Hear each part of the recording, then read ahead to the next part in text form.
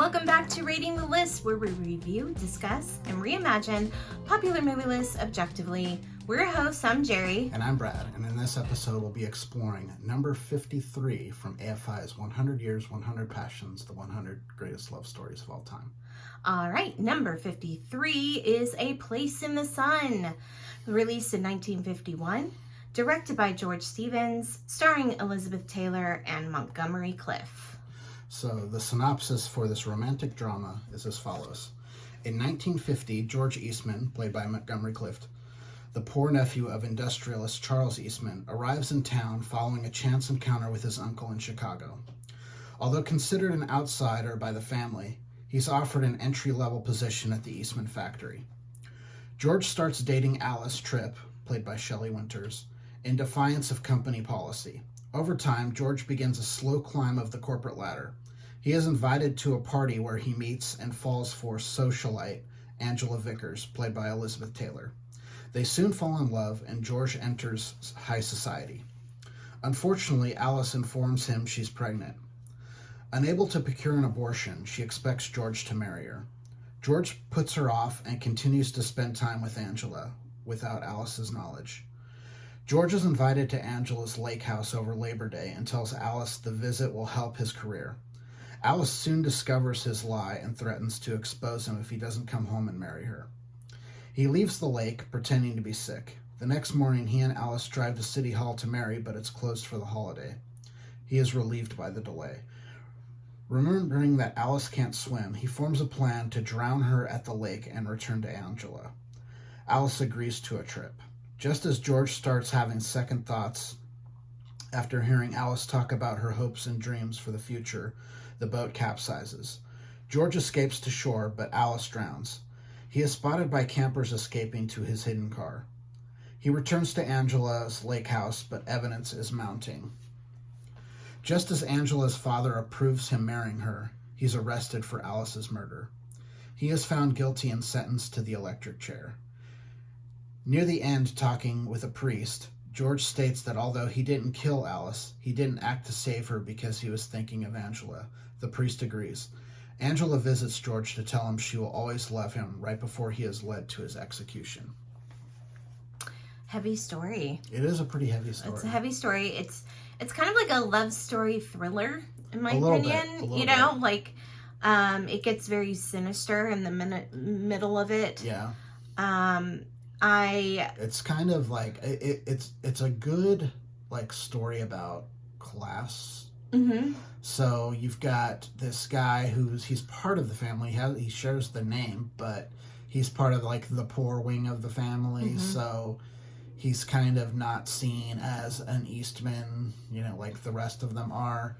And he probably would have never heard from anyone on that side of the family if he didn't just happen. He was working at a hotel in Chicago, and his uncle happened to be traveling through town and ran into him and probably just perfunctorily just said, hey, come on up and visit us, come on and visit, whatever. And he's like, yeah, I'm taking this as my opportunity. And, mm-hmm. They probably thought, if we just offer him an entry-level job, he'll go away. But he took advantage of it. Honestly, there's a lot about George that's kind of shitty, especially towards the middle and the almost killing. Most of the third act, but he's also he's hardworking and he doesn't complain. He makes no complaints about the fact that he's an Eastman but has to work entry level jobs.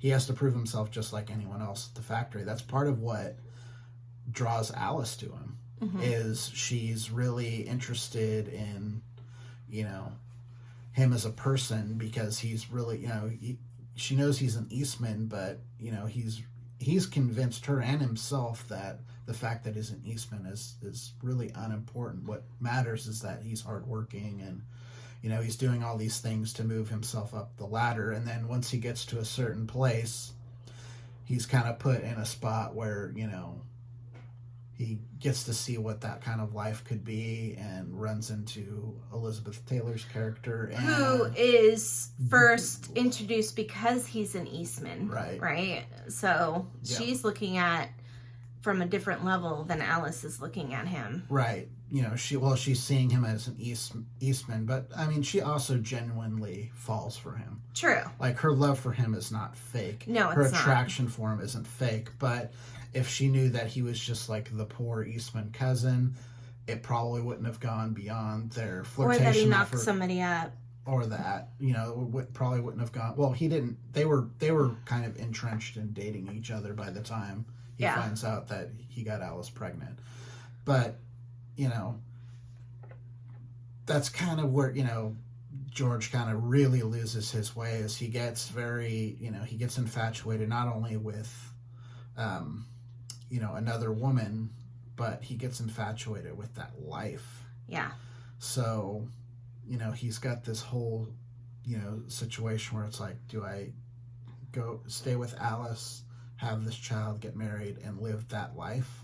Which also means one of them is going to have to leave. I assume it would be Alice would have to leave, you know, the company, because they've got a policy about, you know, dating coworkers that they've both clearly violated that rule, because they've had to keep their relationship secret.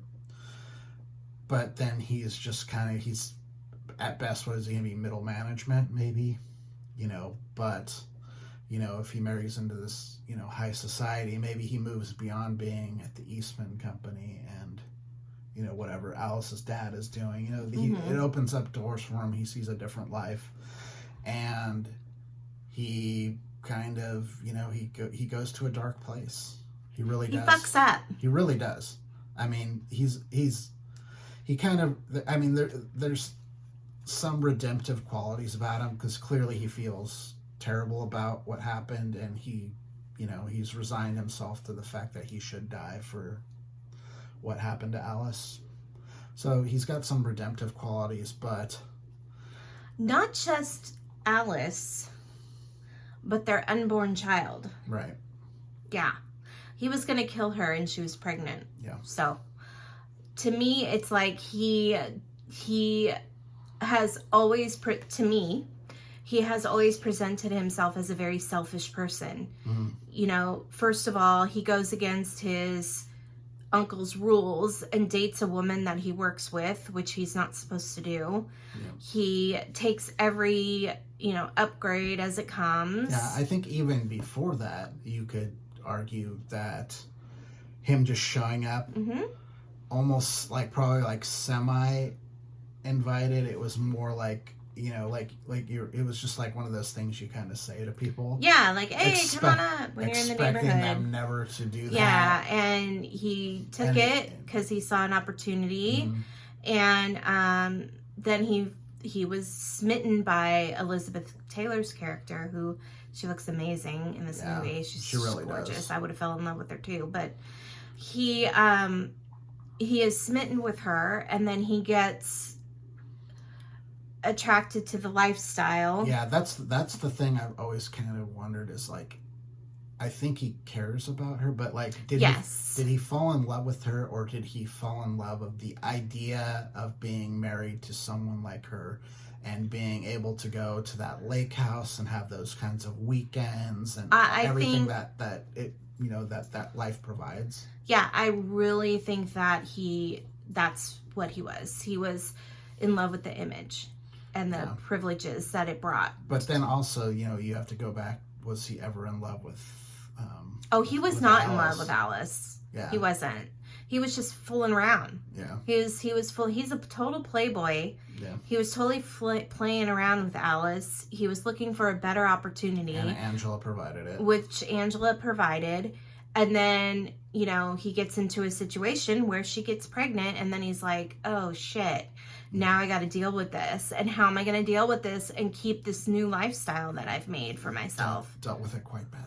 Yeah, he's like, oh, I guess I'll just kill her. And then it's kind of like the movie we watched, Sunrise, where he takes her on a boat and he's thinking about killing her, and then he decides last minute. I was thinking about that movie when we were watching this, and wondering if it was an influence on what they could be. I mean, it's pretty verbatim. Really, it's pretty close to what's going on there, because not only do you have the situation where he's going to take her, you know, he's been you know, he's bitten, you know, the forbidden apple with Yes. another woman. Mm-hmm. And he takes his wife out to the boat, but he also he changes his mind after they're talking, and it's, you know, they're talking in that one, they're talking about the old times. Right. And in that situation, he was already married to the woman he got pregnant. Right. Right. And so this other woman comes along. It was So it's a little different. That one was about escape. This one is about opportunity. Yes. Yeah. And yeah, he goes about it all wrong, and then it bites him in the butt. Yeah. Because he, you know, he's like, no, I didn't want to kill her. I didn't want to kill her. Well, you set it up so that it looks like you did, Right. because you were going to, and then had a change of heart. Yeah, and then, you know, like, there's just so much mounting evidence against him. He gets seen, you know, kind of creeping around, leaving the lake by some fellow campers. Hang on. When they... I gotta itch my face really bad. Okay, go back to the campers. When they rent the boat in the first place, he uses a false name. He's seen, you know, speeding away in his car afterwards. There's just like, I mean, everything about it looks bad. So even though he planned everything to do it and then it just happened accidentally, I mean, Yeah. she wouldn't have died if they weren't out there in the first place. Correct. So he was responsible, And then he didn't death. save her either. No, he didn't. Did he even try? Yeah. We don't know. Like, we don't know exactly what happened.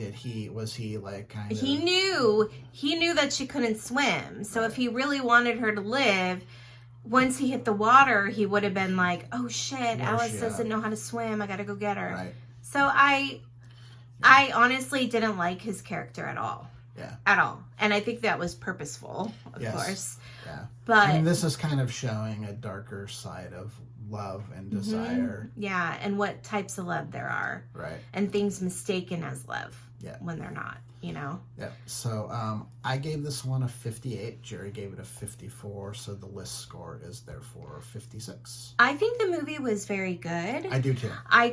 The love story aspect of it, I think there could be better movies on this list. Yeah. Otherwise. I think this could be an interesting movie to revisit as well. Yeah. Yeah. I think you could do a little bit more with it today. Yeah. The And, music I mean, was a little over the top. Yeah, the too. music was a little over the top. The one thing that was very interesting was the handling of abortion. They had to kind of walk around it because of the Hays Code. Mm-hmm. And she doesn't outright kind of, you know, she had, like, there was some stuff they had to change in the script a little bit to make it palatable for, you know, the MPAA. But I thought it's pretty progressive in that note, even talking about it. Mm-hmm. But, you know, it's a good movie. It's well acted. The music's a little bit over the top. Yeah. There are some points that are a little melodramatic that I think could be smoothed out, you know, in a modern context if anyone ever decided to revisit this. Yeah, for sure. But, you know, it's definitely worth a watch. Yeah. So you might want to check it out. If you have any comments, if you've seen the movie and like to leave a comment for us, we'd appreciate that. If you like what our content is, could you please like and subscribe to our channel? That'd be awesome. If you would like to contact us privately, please contact us at ratingthelist@gmail.com. So that's it for now. I'm Jerry. And I'm Brad. And we're Rating the List. We'll see you next time. Bye. Bye.